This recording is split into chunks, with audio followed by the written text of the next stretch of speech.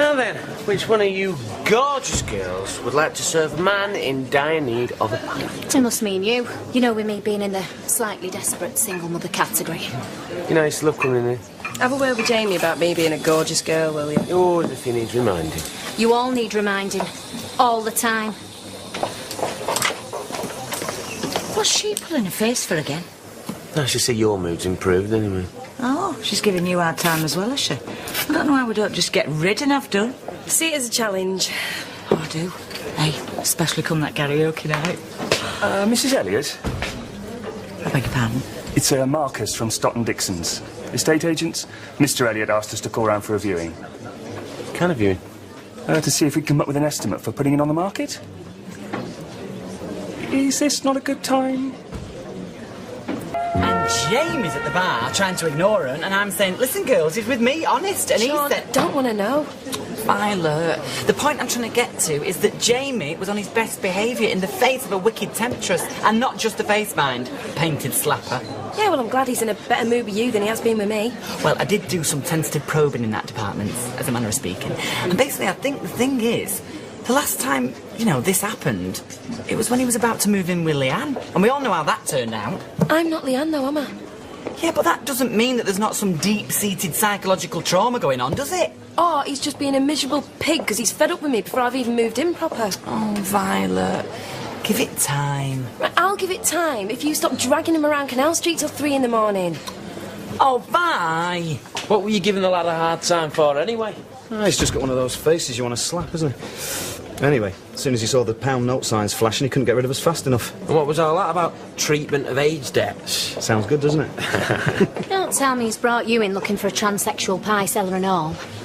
I have just bought Adam Barlow's share of Underworld. I? Paul, we're celebrating, all right. Get him in. Bought it with what, anyway? Money and fair words, kidder. Don't you worry about it. Yeah, well, we can't have him standing on the markets freezing his backside off all his life, can we, eh? Yeah, well, he only does that for all the women who come past. You'll shrivel up and die in there, knowing you. I'd risk it for what we've paid. Besides, I'm slowing down in my old age. Oh, do me a favour. How is Frankie, by the way? She is all woman. Who's Frankie? Little brother's latest conquest. Working on it. You'll be dead before you're 40. Hey, if you've got it. And if you hear from Mr. Elliot, tell him we'll get back to him Monday morning. Right, and when do you think it might go on market? Well, that'll be up to him once we've had a bit of a chat. And thank you for showing me round. Oh. Bit of a bolt from the blue, wasn't it? He can't just sell up without saying anything. What about us? Well, he can retire whenever he wants, but yeah, he could have said. It'd be weird here without Fred. He's like part of the reason why people come in. Well, big issue for you, lot. Who's going to take over? Steve, this is my brother Paul. Told you I got the looks, didn't I? Sorry, that was me. He didn't mention the brains, did he? Paul Connor. Hey, doing, mate? You're right. Fancy a pint? I think we might be in a round if we hang on a minute. All right, lads. My round. Must be a gift. Don't forget your favourite bar staff. You're being very generous all of a sudden, buying drink for folk we hardly know. That saves him talking to us, doesn't it? Well, actually, now everything's done and dusted, I might as well tell you. I've sold my 40%.